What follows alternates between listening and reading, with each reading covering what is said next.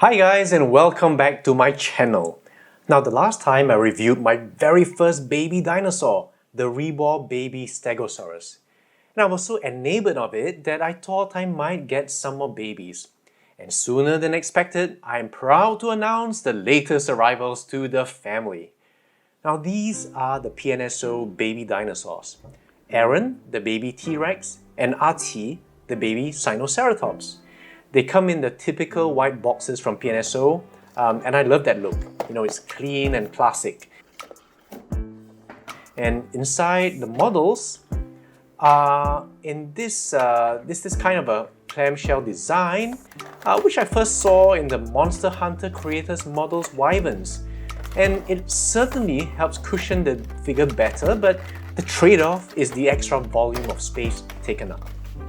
Now, as you can see for the babies, these are good size models. And you can appreciate their size better if I were to compare them to some of the other models many of you will probably have. So first up, here's Aaron the T-Rex compared to the Wild Safari T-Rex adult.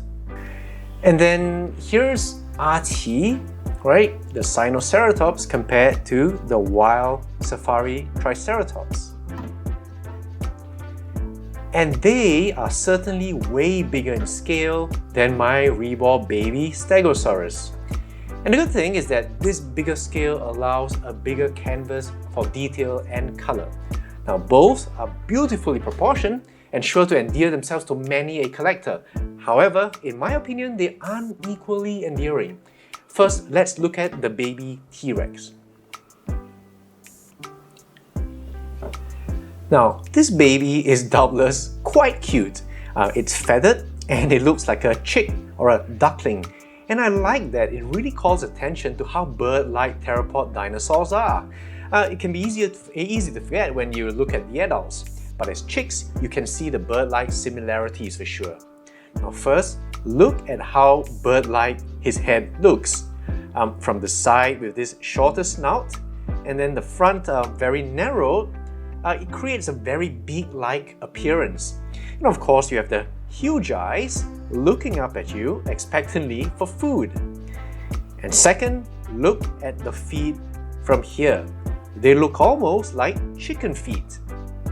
And of course, last but not least, you can't help but notice how downy it is. Just like in baby chicks and ducklings.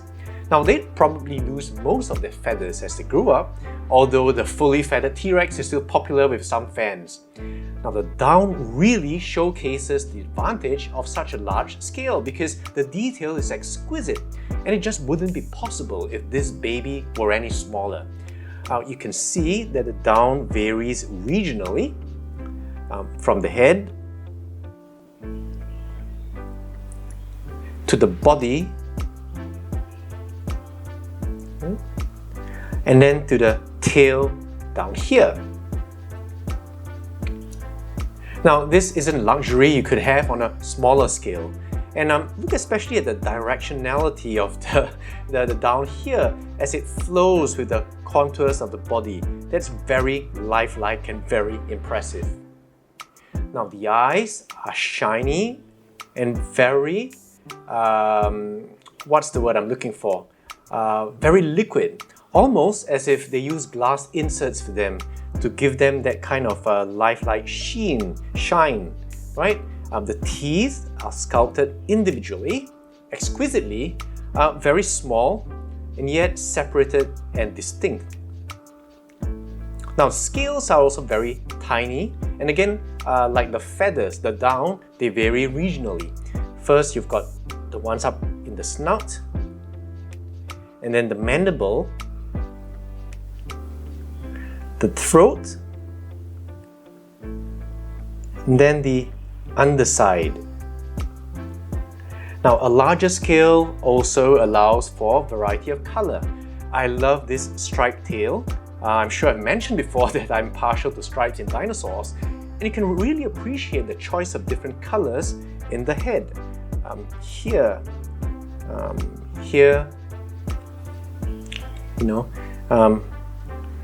Look at the fade on the underside of the jaw here.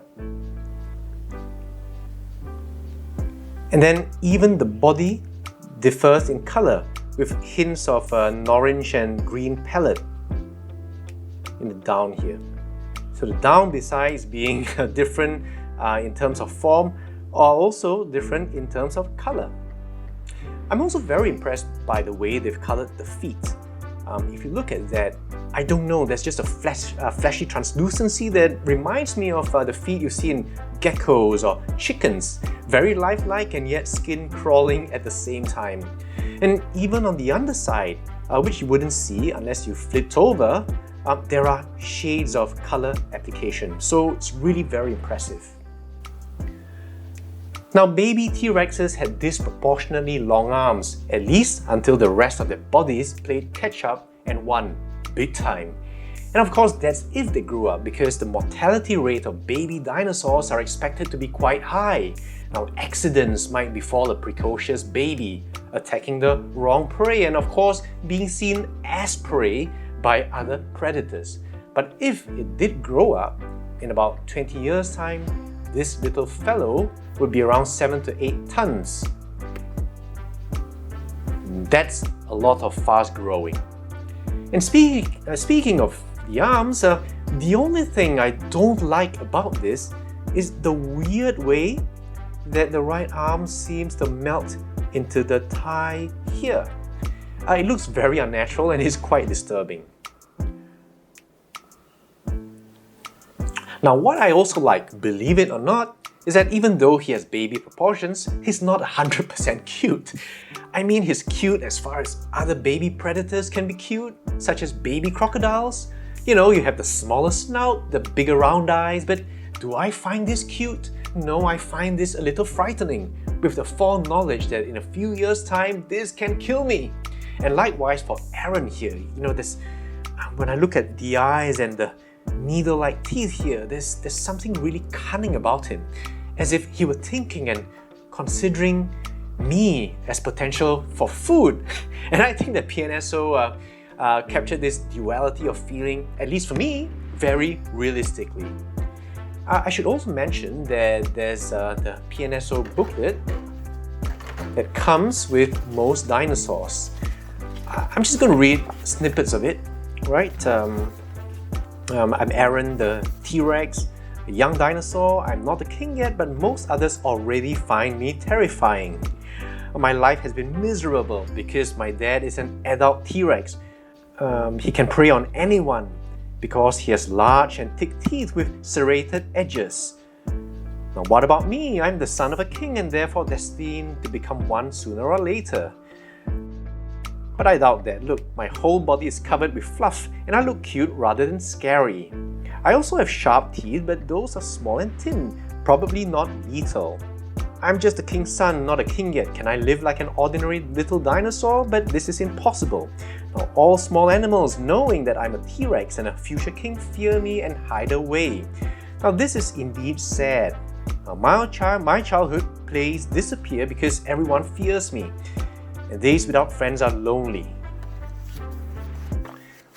You know, as adults, I know we think this is a little goosebumpy sometimes, but I think about one of the audiences this was targeted at, which is children. And consider most of us are too busy working to give attention to our children, at least as much as we would like. What do they have to turn to? I'd say that anything that adds a bit of a meaningful influence on them is of value. Alright, so much for the baby T-Rex. Let's look now at the baby Sinoceratops.